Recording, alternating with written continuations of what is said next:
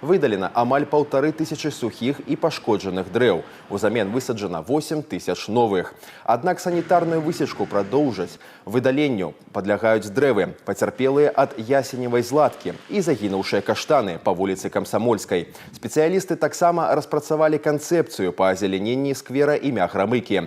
Галоўная асаблівасць – спалучэнне відаў. Большое количество хвойных, туи смарагды, шаровидные, тисы, присутствуют казацкие можжевельники, гортензии много присутствует.